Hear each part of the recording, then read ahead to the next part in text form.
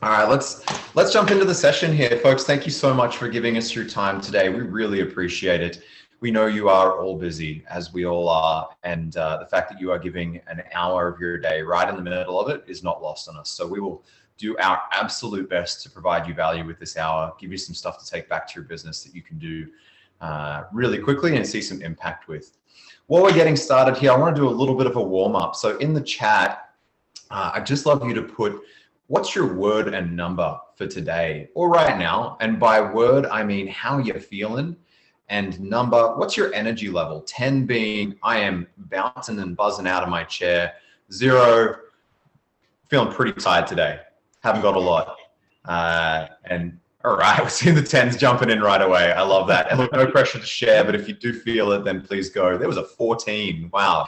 That's a lot of energy. That's my kind of person, Reese. Yeah.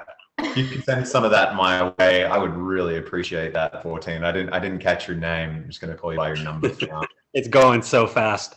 Yeah. It's just I like cracking. Jeffrey. He said solid Texan and a 7. Nice. Inquisitive. That's a good one. I like that word. It's optimistic, frustrated, Frida. All right. We are getting the full gamut here. Appreciate you for sharing openly. Sometimes it feels good. Sometimes you need it. Sometimes you don't. Someone's tired, I think. Yeah, a couple are tired. That is part of the course. We run a lot of leadership development sessions. We do this at the beginning of all of our sessions, and we get a lot of 6%, 7s, and tides at the moment. Distracted.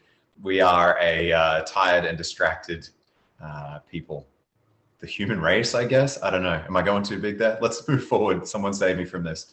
So today's session, our mission is to, and we've done a few of these partnered with Bucket List now, and our mission is always the same, to support people and culture leaders to build great cultures for their people.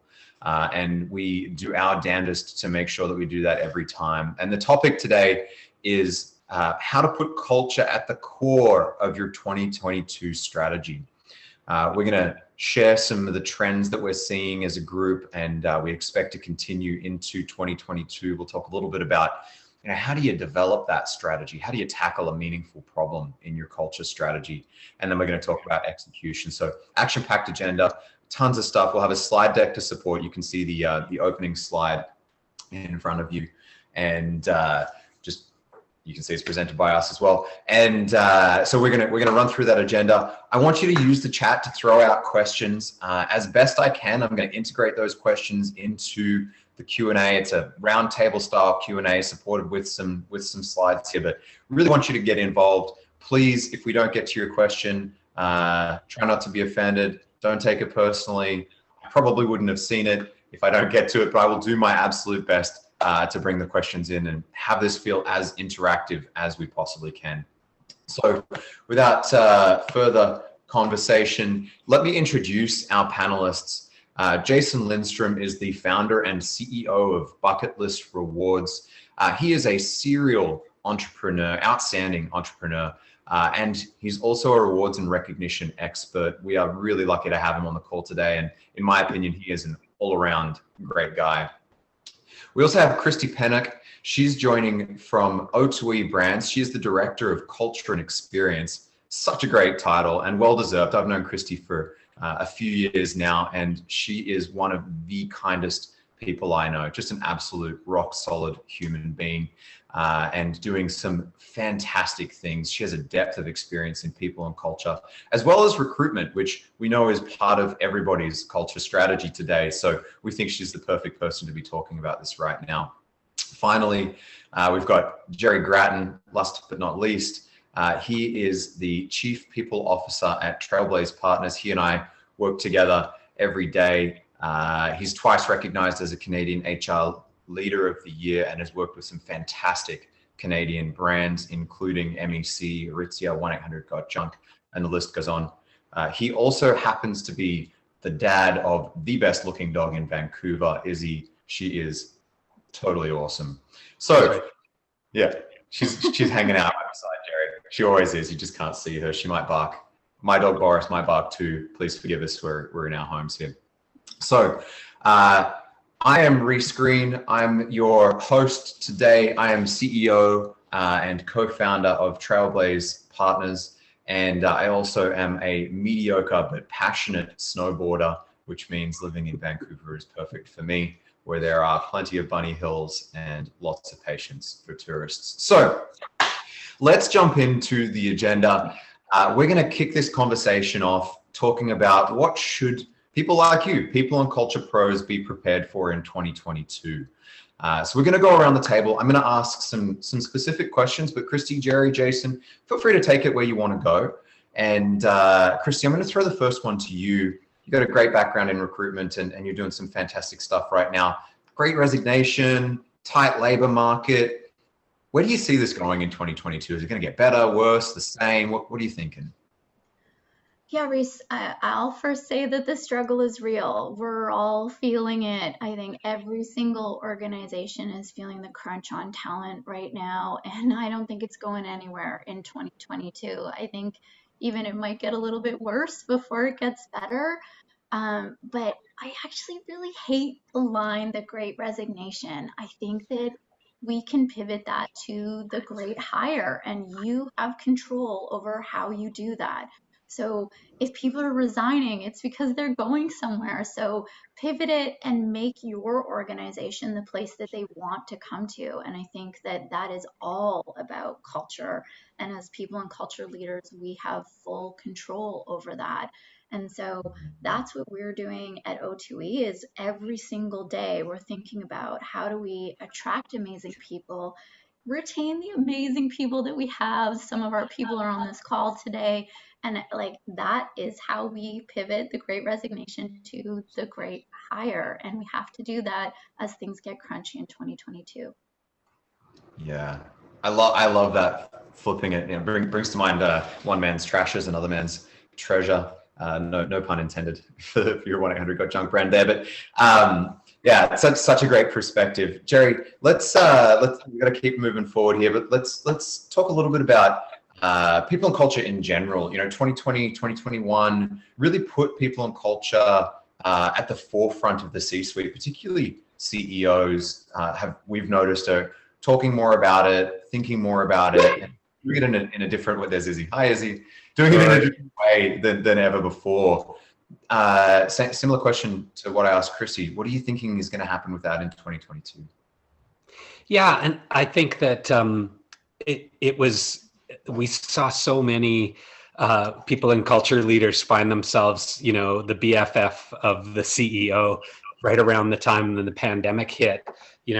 We have to figure out how to take our workforce remote. We have to, I know Christy was busy trying to take a 300-person call center to entirely remote. So there were so many challenges, and not just the pandemic, but over the last 18 months, we've seen so many challenges that have put people and culture at the core of strategy. And I see that trend continuing because like Christy was just talking about with what I like to call the great migration, like the great hire, the great people are going somewhere, and culture needs to continue to be at the core of the strategy, but it's also up to people and culture pros, HR pros, to remain at the core. And I think, we do that by making the case in business terms for why culture is so critical to our organizations, why it deserves, to be front and center in the strategy, right along with our customer acquisition strategies and our retention strategies and all of that. So, I think, culture is here to stay. It's the differentiator. Eyes are wide open in the labor market and just in what people expect from employers. And it's ours to lose. So we got to stay at the center. And I think I see that continuing. It's great. Thanks, Jerry. Really appreciate that. Thanks, perspective. So, Jason, let's give you a shot here, mate. Hybrid work, kind of a new term. It was 6 months ago to most of us, but not so new anymore. What do you think that's going to look like in 2022? Yeah, I think it's interesting because I think a lot of organizations are now comfortable with a hybrid environment. However, it's people are still struggling and keen to find a good solution to build a deeply connected culture.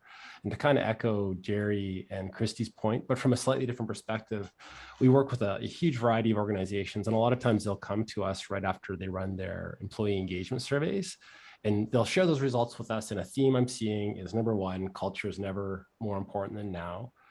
Number two, there's a deep desire for community and connection amongst staff and amongst teams, and it's felt right up to the CEO level. So CEOs have a team that might be hybrid, might be remote, and they're like, how do I? We had a great culture before. How do we maintain that, or how do we build a great culture in these unusual times? And so tactically, what I see some of the best organizations doing is creating what we call micro moments, which is where you allow staff to connect in a meaningful way. It can be short, it can be punchy, but you want to do it on a regular basis. And to switch to highly tactical, because that's what I love to do. I love trying to give tactics, especially in a session like today. What I've seen a number of organizations doing are things like daily scrums, daily huddles, where they'll have the entire company get together for a short period of time and allow staff to connect, to chat, talk a little bit about work goals, but more importantly, to connect socially. Something we do, for example, internally at Bucket List Rewards is we take our entire company for 10 minutes every day as we do small breakout groups. Every week, the group changes up. So you get to interact with a group of 5 to 7 different people every single week. And then the entire company regroups in a large video chat, and we ask some social/fun team building type of questions. And it's cool. Like some of the takeaways I've heard, one of our lead developers, Mark Olivier Gosselin, I happen to know he's on a 150-day streak with Duolingo. He's learning how to speak Spanish, which is just awesome. Wow. Another fellow named Irfan, he's also from the development team. He's one of our software engineers. He's been given a bunch of money to build a help fund a private post-secondary institution. Anyways, so you get to learn about people's interests, their passion, how they're making a difference in the world, and how they're showing up. And so I think these micro moments are a super powerful tool that everybody here could consider leveraging. Yeah, that's such a great tool. Thanks for sharing that, Jason. And it lines up, and I'd love to hear Jerry and Christy's perspective on this as well. It lines up with a question in the chat. The question specifically is, how do we develop our culture when we now lack a shared experience? And I think maybe the context of that is we're all remote or some form of remote and seem to be feeling a little more divided. How do you create that feeling of belonging and a strong culture in that environment? Yeah. Christy, do you want to go? Yeah, sure. I mean, we do still have shared experiences, don't we? They're just different. Of course we do, but they are different, and I think the pandemic kind of thrust that upon us, and we had no choice but to be different. O2E, we've won Great Places to Work, most loved workplaces, most admired cultures. We had this really vibrant culture, but the pandemic shed a light on the fact that that culture was very much focused on our in-office culture. And so we had people that came to our offices every month, and they would tour our offices and see what the culture was that we had. Our cultural artifacts were about bringing our people together. And so suddenly we were forced to pivot. All of our people were at home. We couldn't have first round Fridays. We couldn't have an in-person huddle every day. And so we had to completely pivot the way that we did things. But I think that our communities were maintained. And I think community is really the most important part about this. Culture is about the collective. It's about shared thoughts and feelings and behaviors. And so how do we make sure that that is maintained in a hybrid or remote workplace when you don't have fun walls or fun parties together? How do you maintain those communities? And so that's the work that we're really doing right now. And I think when you have a hiring strategy that focuses on shared thoughts and behaviors, when you have really strong vision, mission, and values that really helps you create a lens that you bring people in, that's how you maintain your communities. And I think I'm going to kick this to Jerry, but I think he's gonna probably agree with that being the king community. Yeah, thanks, Christy. We yes, we're cut from the same cloth, right? Yes, Yeah, and I the only thing I'd add, I love everything you said, is it's the harder thing is about how much more intentional we have to be about creating our cultures in the new reality. And and what I mean by that is, the office experience that Christy described had a lot of accidental connection points. And I used to call, happy accidents or whatever. You bump into someone in the hall, and there's an impromptu birthday celebration at someone's desk. It's more difficult to have those. And so I think, and I know you did this work, Christy, at O2E, but you really have to think about those connection points, and you have to design them. You have to design the connection points in your organization. How do we bring people together? When? For what purpose? Both online and in person. And certainly I know a lot of remote companies that sort of swore that they'd go all remote during the pandemic, that are now kind of saying, well, we're going to be almost all remote. But there's some moments where we still feel the need to have that gravity to bring people together for an event or something. And so, yeah, connection points. That's the point I'll leave with. That's great. Thanks for sharing, Christy and Jerry. Some fantastic points. And based on the questions that we're getting in the chat, we're getting a lot of how-to questions. So I think let's move forward from the trends section, because we've gotten pretty good in that so far.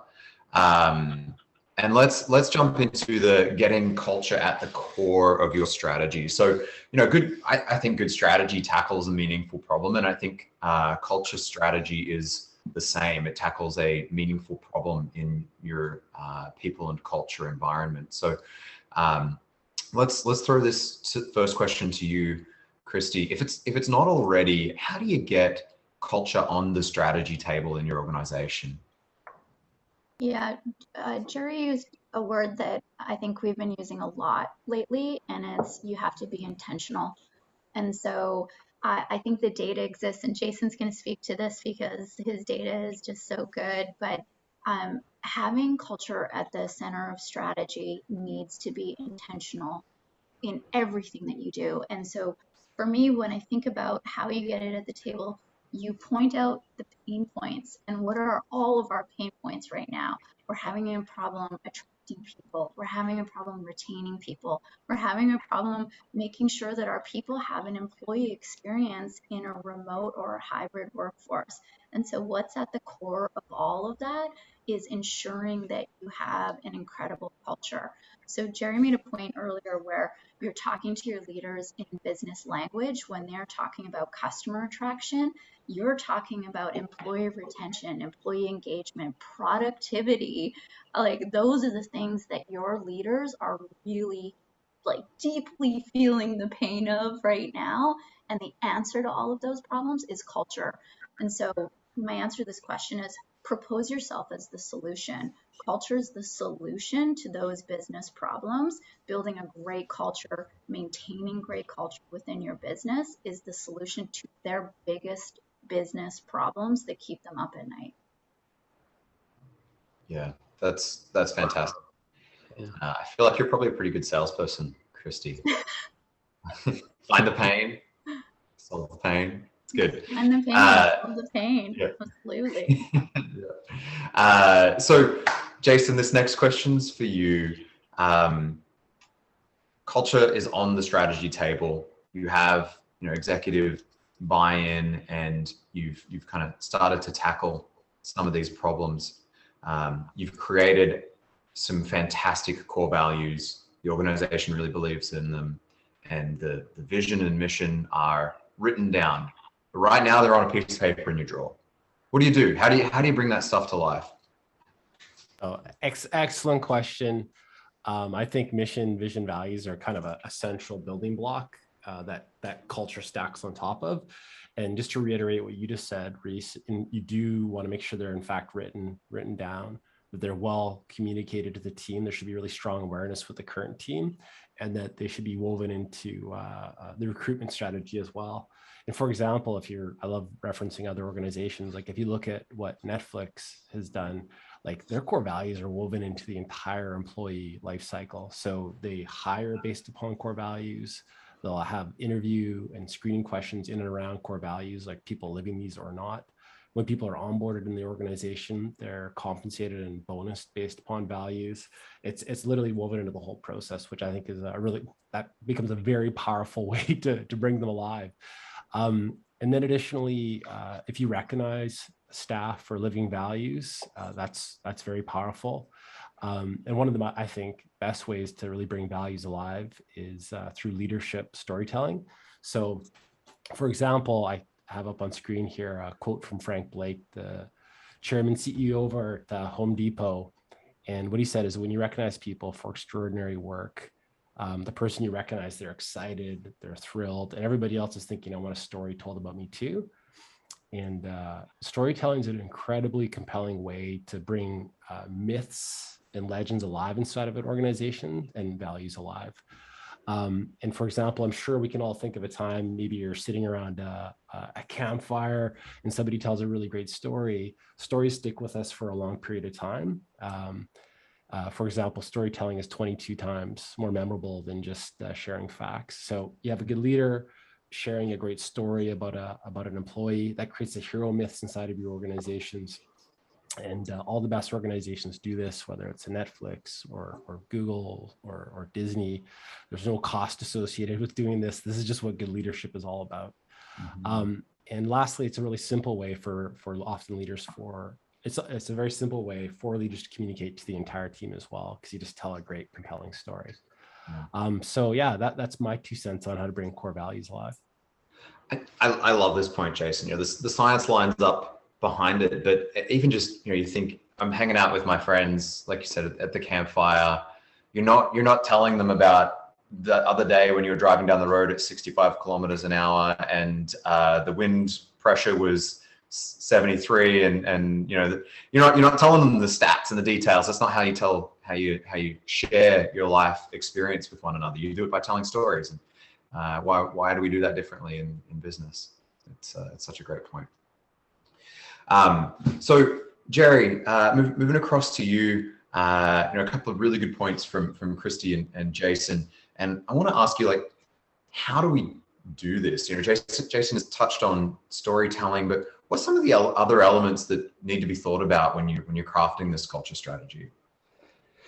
Yeah, thanks, Reese. And yeah, I think, it's both sad, but it's a reality. I know for some of the people on the call is, we still are at the point of kind of teaching some people that culture is not ping pong, or culture is not, in the remote world, virtual beer Fridays, where, wow, I can't believe we got into that for a while at the beginning of the pandemic, where it'll be fun to sit around and alone in my office and share a beer with a bunch of tiles on a screen. And I'm not taking anything away from that. It can be really fun, but that's a part of culture, but that's not culture. So I think, thanks for asking this, Reese, because there's the way to do this to really make culture strategic is to show the depth that's involved in culture. And I know, so we've created a tool called our Culture Design Canvas. We're not the only, there's lots of these out there. Christy, I know you came up with a similar tool at O2E to kind of help you design your hybrid workplace. So what our Culture Design Canvas tries to do is get, again, I'm going to sound like a broken record, but really intentional about defining what it is, but also aspiring to what it could be. And so our canvas starts with the core, which is the stuff that we've been talking about, like, why we exist, which is vision and purpose, and what we believe, which is at the core, which is core values, guiding principles, like what makes us special here, because we all want to believe that we work at a place that is really special and we're doing something different or in a different way. So that's at the core. And then the other part at the core is what we call sort of are how we do things here. And those are like the norms, the standards, the way we do things that's a little bit different at our organization. And so we take that and we say, you know, if you're designing a culture strategy, you got to get really clear on all that. And a lot of times that's where people stop. They go, okay, we got our core values on the wall, we got our mission over here and our vision, and we kind of have some of the standards, the core competencies and things like that. But then we surround our canvas with three more things, and it's artifacts. So what are those? And Tracy, Christy, you already mentioned artifacts, but what are those sort of rituals, traditions? It could even be like physical objects or swag, that coveted mug, you know, the jacket, the whatever it is. But what are those things that support the things that are in the core? Because if it's in the core and it's just stuff that's written down, you've gone part of the way, but you haven't gone all the way. Like, do we have artifacts that support this? Rituals, traditions, events, celebrations? Do we have stories, to Jason's storytelling, stories that support that this core value is really core to us, that we choose this over that? You know, we err on the side of employee wellness over profit, or, you know, whatever that is. So what are the stories that we tell? And then finally, the other support over in the right there is shared language. What's the way that we talk about ourselves and our customers and our partners, and everything from like the quirky titles that we might have to virtual meeting room names or physical meeting room names, or you know, just the way we talk, and we like to call them our uniques. So we feel like this all in is a really, really intentional way to not just define the culture that you have today, but to find the gaps and be really intentional about the culture you want to design that's going to support the business for tomorrow. Thanks for sharing that, Jay. And there's a couple of great questions in the chat. One around compensation, which I'll get to, but one that's directly related to what you're talking about there. Do you have any advice for how to preserve the best elements of what has been a very positive culture in a rapidly scaling team? So yeah, how do you what's good? And yeah, I mean, I think the more that you sort of identify the things that are good, and identify means more than just like top down identify, but it's also got to be a little bit of a bottom up identify. I think that's the first task is to name those things and identify them. And then when I'm working with an organization, I'm like, if that thing's really important, how does it show up in our organization? How do leaders, how do managers, how does it show up sort of in the day-to-day interactions? Because to me, that's culture. Culture happens every day in the interactions that we have with each other, with our leaders, the way we hear messages from the very top of the organization, the way we treat each other. So I think, you know, you go, those things are important. We want to preserve those.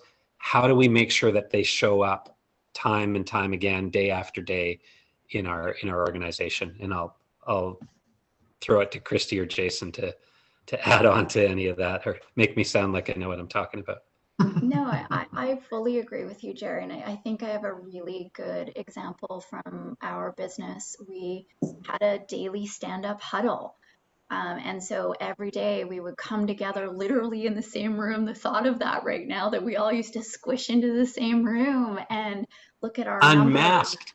Unmasked, absolutely. Like, I couldn't get any squishier up next to the person next to me. And so we look at our numbers and how our business was doing as a whole that day, that week, that month. And so suddenly, as we had to pivot that, we looked at what was the value of that? Why did that resonate with our people? Why was that valuable to our business? So now we're doing it remotely. And I have to say, we're never going to go back to jamming people into a huddle room together, because it's so much better remotely, because the goal of it was transparency. The goal of it was celebrating each other. And I'm 5'2", so like standing in the middle of a room looking at the back of people's backs or in somebody's armpit, like maybe I wouldn't be the person that like, hey guys, I have a question, or I want to celebrate my team member. But on a chat, people are just engaged. People that I know to be some of the most introverted people within our organization are celebrating their team members, they're giving kudos, they're excited about how we're doing as a business and our profitability. And so, really looking at what the value of that thing, what it was when it was in person, and evolving it and maintaining that value and amplifying it remotely, I think has really worked. That's awesome. I love that, Christy, because I loved Huddle back in the day, but Yeah, I I love love how you can Tuttle, see but people's faces now. it's so much better, and not being in someone's armpit, frankly, Jared, like it's pretty great Sounds like a real too. plus. That's such a bonus. Yeah, that's great. One last question. I'm just scrolling back through to try to find the exact words, but something along the lines of, if culture is one in how to win in the Great Migration, is compensation 1A? Discuss. So that came from Warren Chu, Reese, and I saw that come through. And hi, Warren, one of my favorite people. And if you don't mind, I'm gonna take this one. Go for it. Like hard no, compensation is not 1A. I'm sorry, but it's not. Like, yes, absolutely. Money is so much more than just dollars in your jeans. It is your mortgage, it's your kids' hockey camp, it's your recognition of value within an organization. Money is important. But I actually think the pandemic has taught us that you can no longer offer an exchange of goods and services. It's no longer hire a person to do X for you and pay them Y. That's not what's valuable anymore. People want to be recognized as their whole person. They want to join a community. I know I keep using that word over and over again, but they want to understand how you're going to develop them, who they're going to work with, how you're going to recognize their whole person, how you're going to recognize their life goals. We have an amazing 101 life goals program that we work with Jason on Bucket List with, and like they don't, money is not 1A. It's like 15. It's still important. It's still on the docket, but it's not the biggest detractor of your talent. I promise you. Thank you. Disagree? Obviously a well thought out perspective, Christy. That's great. Yeah. I think that was a phenomenal answer. I'd add two tiny points more from my own experience. I think on top of everything Christy just said, I think people really care about like joining a company with a really compelling mission that ideally does good in the world, or shows that the company shows up and has a positive net impact. And also, I think related to something Christy said, is like, what are the teams? How is this going to help me in my career development? I think if there is a growth story, and not all companies have it, but if there's a growth story, like where you are today and where the company's heading and how people can play a role in that journey, that really matters too, because people love to contribute, and they love to contribute when there's a bigger, greater outcome as well. So just two small kind of nuances I might add on to Christy's response. Yeah. And I think we'd all acknowledge that there's an arms race going on, and we're all going to lose people. We have clients that are losing people that, you know, that they say they're leaving because of the money that's being offered at another. But we also know that those same clients that hopefully they're working with us because they get it, they get that culture is at the core, but they're attracting people. They're losing people for money, but they're attracting people without having to pay the amount that person left to go get. And they're attracting people for all the reasons that Christy and Jason just mentioned. So yeah, there's some great support for this perspective in the chat as well. And if I can be so bold as the moderator to have an opinion here, I think people they have a set of higher order needs, and they've been progressively more and more looking towards their workplace to fill, and they need to feel significant, they need to feel belonging, and a few others depending on the model that you subscribe to. And when those things are out of whack, often they'll come and ask for more money, but what they're asking for more money is to fill another gap. They're going, I don't feel valued, I don't feel like I belong, I don't feel like I'm significant.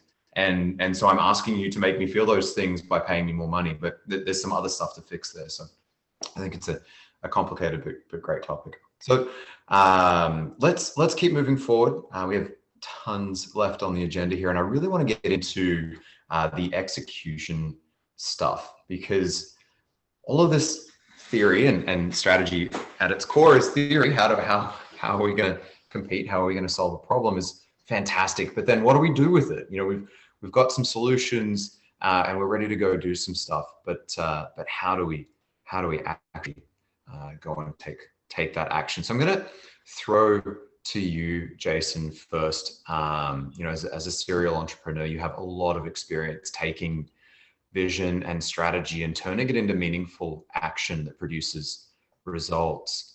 Can you tell us a little bit about how you think about that process? Yeah, I'd be happy to, Reese.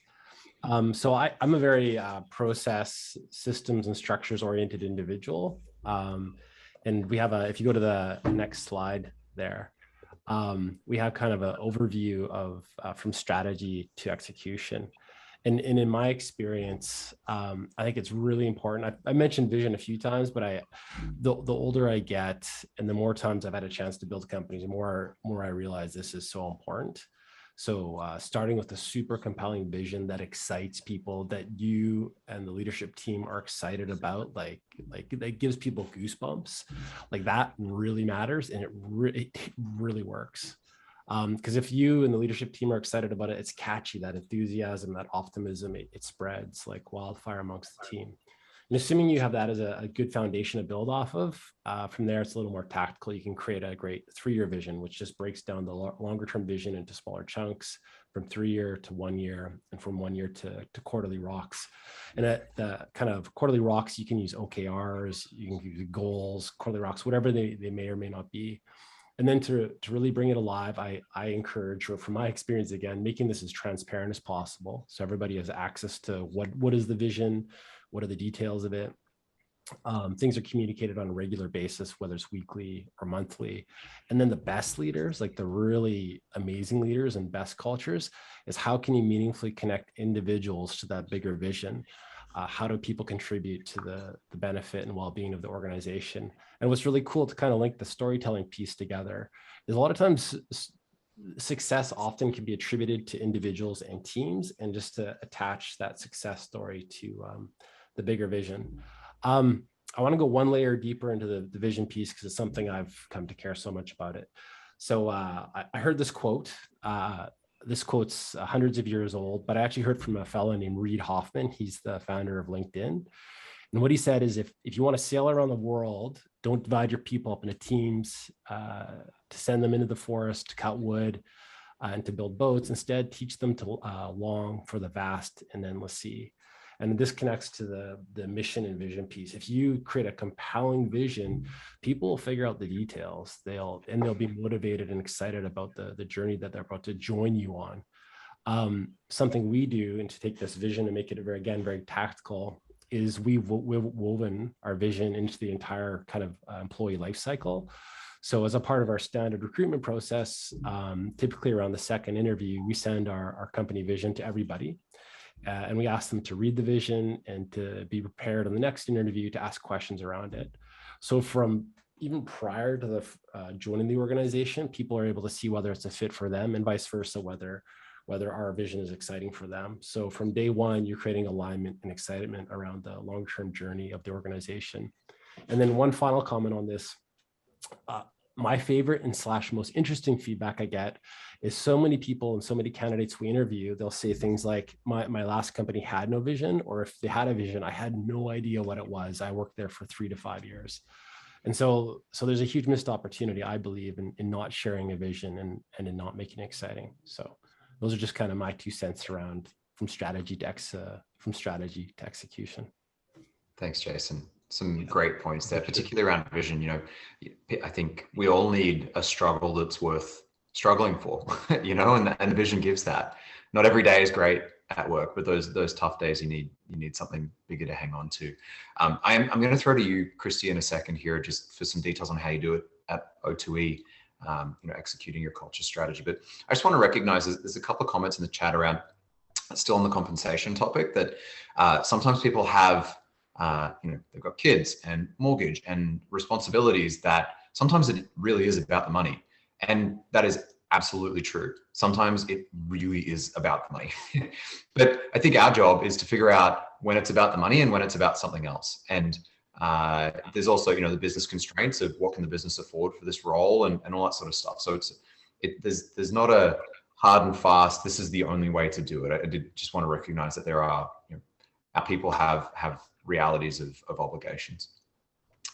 So Christy, let's throw to you and talk a little bit about how at O2E you think about translating that vision for culture into a reality. Yeah, for sure. And sorry, you guys saw me go on mute because my dog was drinking loudly. So this is the joy of working from home, right? We've all got dogs and kids and all the fun things. And just to pivot on the compensation piece, please know that I believe in fair compensation. Like this is not in lieu of, for sure. It definitely has a seat at the table. So want to make sure I'm clear about that because I know it's a topic I get passionate about. But in terms of that strategy execution piece, this can't all be airy-fairy stuff, right? You need to, I'm gonna lean in with Jason. Our philosophies on this front are very similar. At O2E, we talk a lot about the painted picture.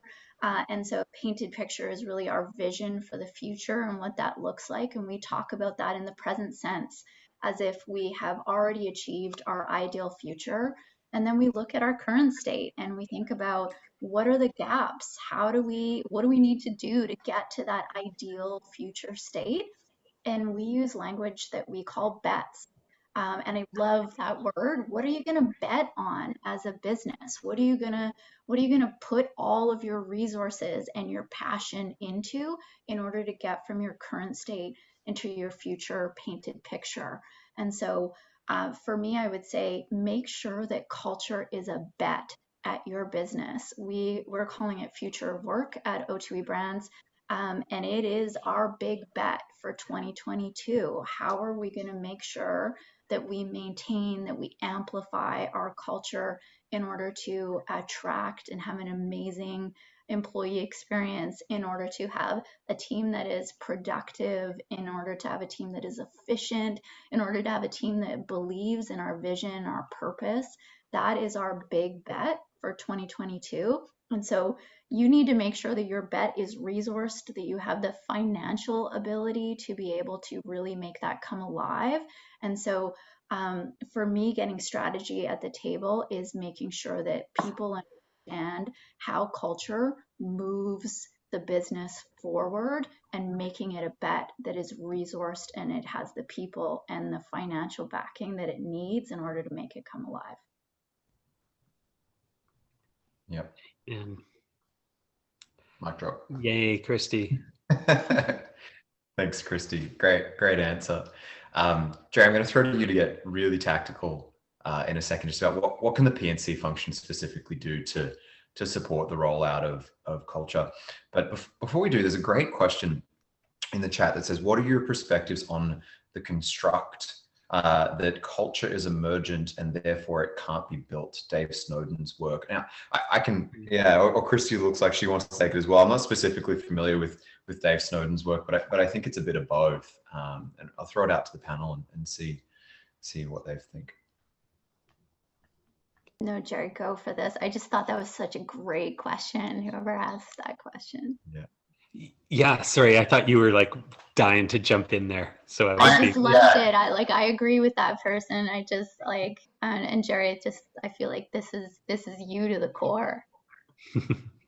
Yeah, I mean, I agree that it's, I mean, I don't know what more to say. It is a bit of both, but it is, you can be very intentional. This isn't like, you have to be as an organization. We spend a lot of time thinking about what kind of culture, like when an organization starts, the culture is kind of an extension of the founder. So, Jason, many of the organizations that you started were kind of a reflection of who you were as a person. But over time, as the organization scales, that might still be at the core, but we add a whole bunch of people into that mix. And if we just let it happen by accident, if it just evolves, who knows where it's going to go, and I think it's, it almost, I'll be passionate about this, but it's almost irresponsible as leaders to just let it happen. Now, I think we have to involve everyone in it, but I think we design and we get intentional about the culture that we need to have. And there is an organic aspect to that, but it really, at the core of it, I think we have to be intentional and say, this is the kind of culture we need to win, to win our industry, or to do the thing that we want to do, to achieve our purpose, all of those things. So I'll step down off my soapbox, but that's what I believe. In terms of sharing opinions and experiences, I'd second what you just said, Jerry. I'm not familiar with Dave Snowden's work, but I love the idea of building a winning culture, because winning or losing can be measured. And historically, there's certain leaders who are very good at building winning cultures, which is a deliberate extension of somebody trying to achieve something via culture. And also, you look at the deliberate nature of culture in different organizations, a military, for example, is a very deliberate and different culture than, say, a nonprofit. So I think I think great organizations will have a deliberate construction of their culture, and they'll start from day one. And I think there's probably a bunch of elements that kind of cool byproducts that spin out of this deliberate nature, meaning that you can't have complete and autocratic control over your culture. And in fact, that's probably a horrible way to build it as well. Just one person, a command and control type of structure saying this is the culture. But in summary, I think you can be insanely deliberate about building a great organization.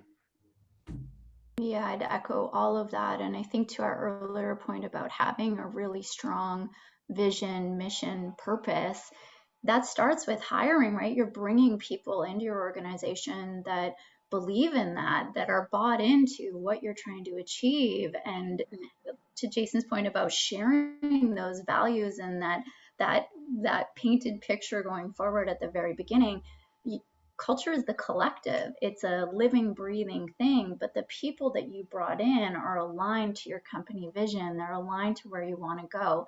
And so you're all rowing the boat in the same direction. So it is very intentional, but it is carried by the cultural water carriers of your people.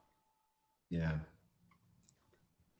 agree. There's a little bit of chatter in the chat around culture add, culture fit. How do you keep from limiting different views from coming into the company and still maintain the culture, so to speak? A very complex topic.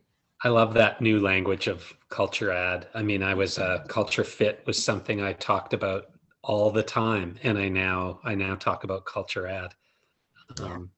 It's not about cookie cutters, is it? It's about the strengthening the fabric with diversity, and it starts with diversity of ideas and opinions and things like that. And I think in part it's about knowing what your culture needs. Does it need to be challenged and shifted right now? Does it, what do we need in terms of these culture adds and being intentional about them? So anyway, there's lots of great questions in there. We won't have time to go too much deeper on that topic, unfortunately. But Jerry, let's go to the tactical, and I'll pull up the slide. Okay. Yeah. So I'll try to be quick because we're going to run out of time. But so thinking about taking culture from strategy to execution, a lot of times what we've found with organizations that we work with, and I found this even when I sat in Christy's chair, is culture can kind of feel abstract and, a little bit conceptual. And so how do you take it from that and turn it into things that we see in a strategic plan, which are this program with this budget, and these people are working on it, and it'll be delivered in this quarter. And so the way that we've approached that is we've created this culture in 12, which is basically just, it says, look, to execute really well on culture, and there can be debate over, is this the right 12? Is there maybe 13, or is there only 11 or whatever? But we've landed on these are 12 capabilities. These are 12 sort of programs, systems that an organization needs to execute on in order to have a really, really healthy and high performing culture. So there's 12 things there, but there are things like, total rewards. We talked about compensation. We say like how you articulate and your capability around total rewards is a really practical way of how you execute on culture. So is communications, how you, not just like, the emails that go out, but how you communicate with your team.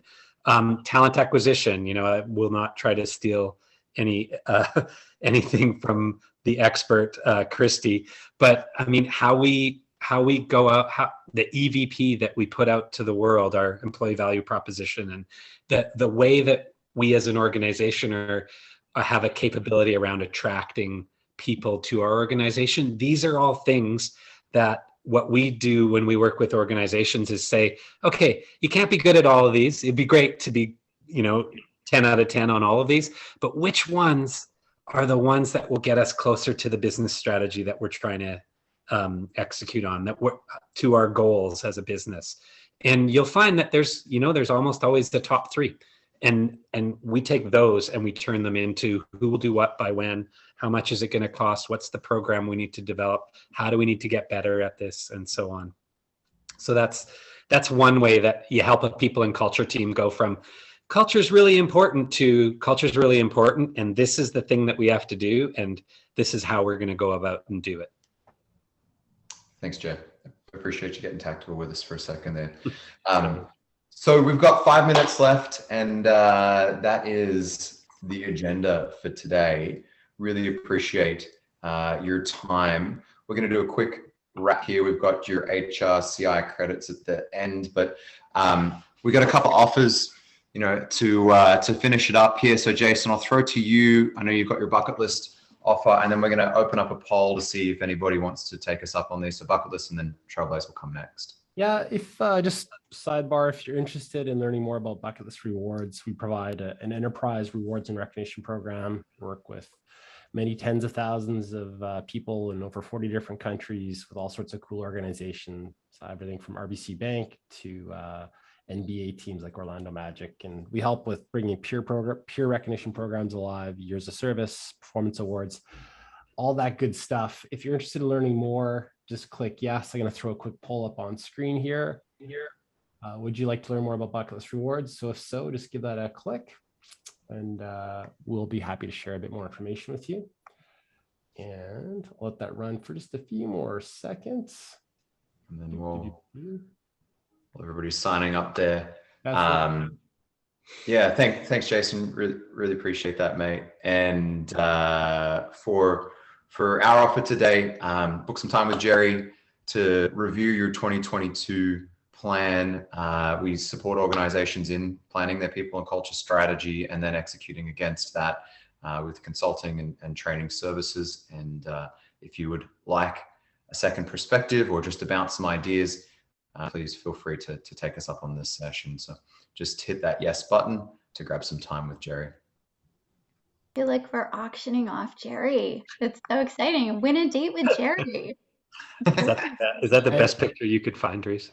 I like that picture. You look good. Well, what I would say too, I've had a ton of interactions with Jerry over the years. He is an incredibly insightful, awesome dude who just, like, every time we chat, you make me laugh and I learn 2 to 3 things so that I can implement into the organization. So I'd highly encourage everybody to chat with Jerry. Thanks, Jason. And Warren, thank you from the chat.